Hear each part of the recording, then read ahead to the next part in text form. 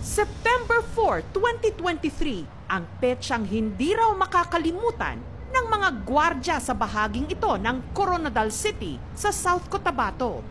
Buong akala nila, isa lamang itong ordinaryong gabi ng pagbabantay.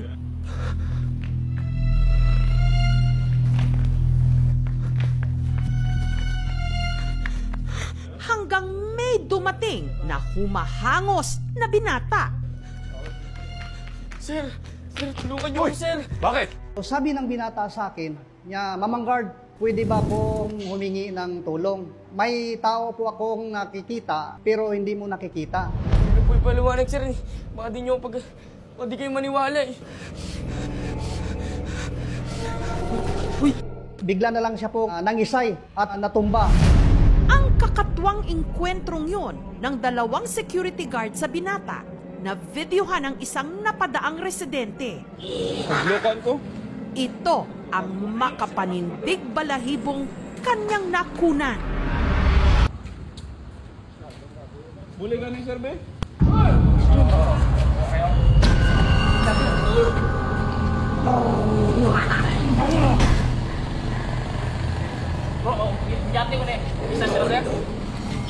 Paglokan ko? Paglokan ko? Ayaw kasi labas mo to!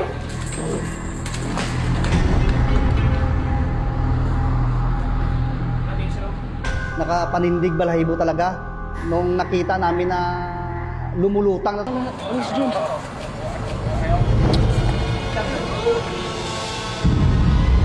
Mga tupit. Alis dyan! Pulang-pula talaga, ma'am. Yung mata niya, hindi ako tumitingin. Paglokan ko?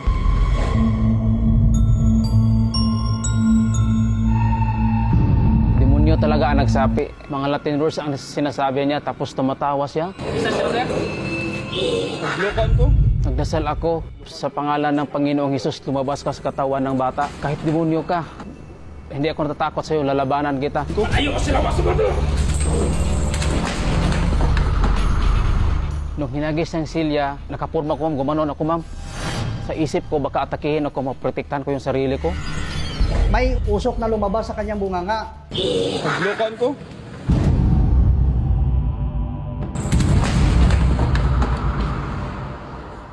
Sabi ko sa kasama ko, kumuha ka doon ng asin at saka bawang. Mayroon akong langis na may basbas ng holy water. Ginoo, buligi, tulungan mo po ang binatang ito na mapaalis ang masamang espiritu sa kanyang katawan. Palayo na. Sino? Tama na na. Pangamuyo, anay. Palapit sa Diyos. After noon, unti-unti nang bumabalik sa normal yung kanyang katawan. So sabi ng binata, gusto ko na lang na magpahatid sa bahay. Hinanap ng aming team ang binatang parang lumulutang sa video. Hanggat maaari, ayaw sana raw niyang pag-usapan na ang nangyari. Paglokan ko? Pero kinalaunan, nagpaunlak din siya ng interview sa kondisyong poprotektahan ang kanyang pagkakakilanlan. Kaya itago na lang natin siya sa pangalang Mateo. Pumunta ako sa com shop kasi gusto ko sana mag-review for our quiz kasi nga wala akong phone. Kumain ako ng balot.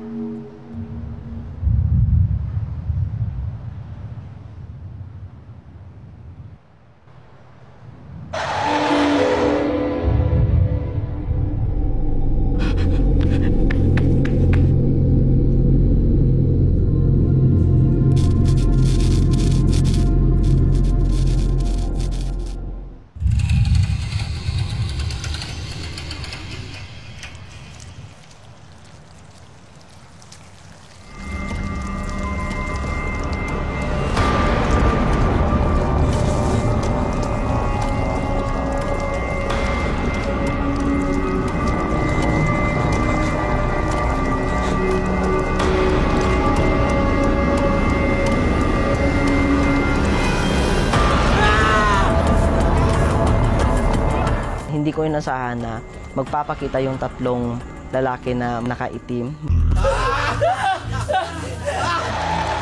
Malalaki sila, matatangkad, at mahaba yung buhok. mapupula yung mga mata nila. Nakatayo sila at nakatitig talaga sila sa akin.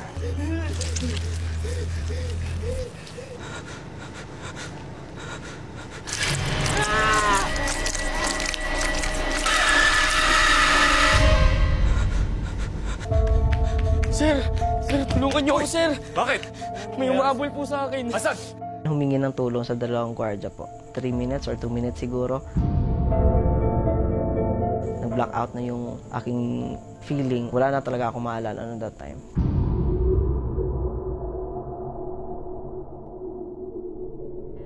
Sa pagkakataong ito, may ipinagtapat na si Mateo.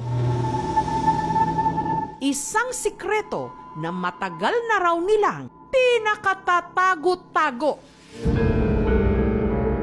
Hindi naman first time na nangyari sa akin yun. 13 anyos lang daw si Mateo nung nagsimula siyang makakita ng mga nilalang na hindi raw niya maipaliwanag. Ano bang iniisip mo at tulala ka? Bakit malungkot ka?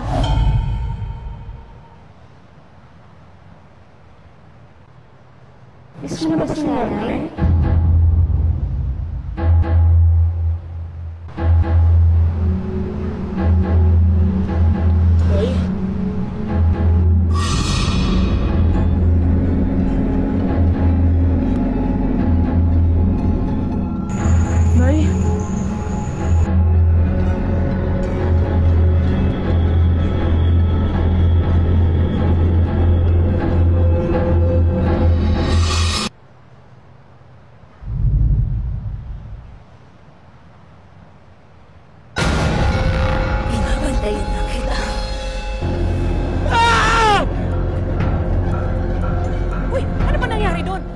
Reunion namin noon, bigla na lamang lumutang si mama sa harapan. Natakot talaga ako kasi nga bata pa lang ako is namatay na siya. Then bakit siya nandito? Hindi na naging normal yung buhay ko as a teenager noon that time. Kagat ng dilim. Ang 3 kwarto sa 2nd floor, madalas daw bakante. Ang magkakapatid kasing dating natutulog dito, mas piniling magkakatabi na lang na matulog sa kanilang sala. Si Marjorie, hanggat maaari, niiwasan na raw ang kanyang kwarto sa 2nd floor. Lalo't hindi lang daw ang malademonyong nilalang ang nagpaparamdam sa kanya roon, pati na raw ang isang black lady. Nung i-interview it sa kanyang kwarto, kapansin-pansing takot na takot siya. Nilalambot po ako nanginginig.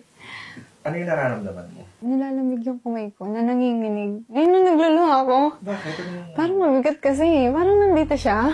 Makwento mo naman. Kaya mo ituloy. Pipilitin ko ba?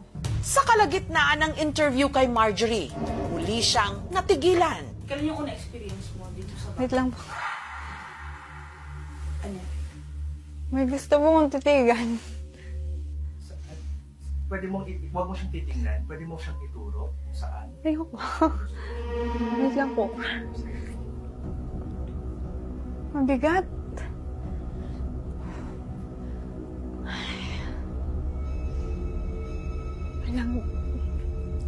Okay.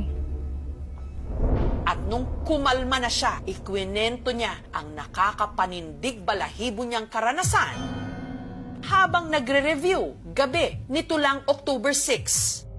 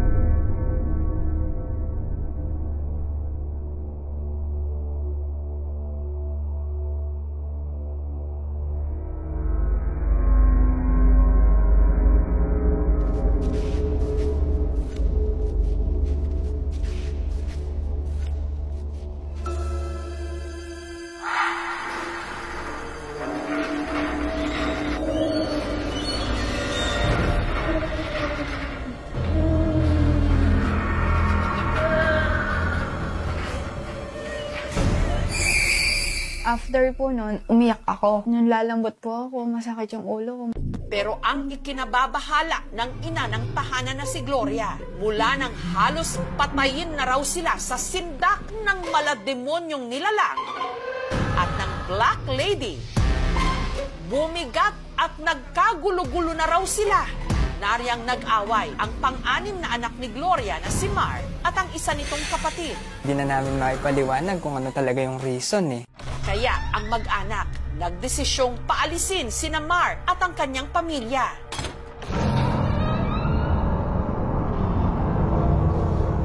Nag-decide yung ate namin na mas magandang maghiwa-hiwalay na kami.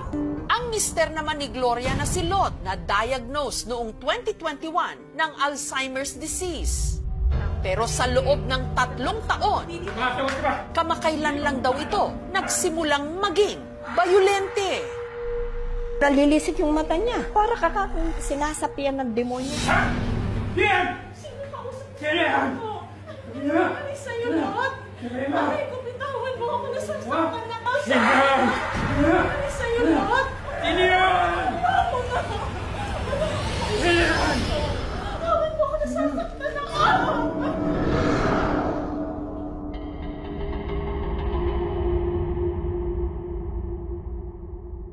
Habang ang bunsong anak naman ni Gloria na si Ron, hindi rin daw nakokontrol ang sarili at napagbubuhatan pa ng kamay ang kinakasama nitong si Raika. Pinakita ko naman po sa kanya. Na-follow lang po sa magandang babae sa Facebook. Akin na. Kapal talaga ng mukha mong lalaki. Sinabi nga akin eh! Wala akong kinakausap, ha? Wala akong ibang kinakausap. Naglalaro lang ako. Ha?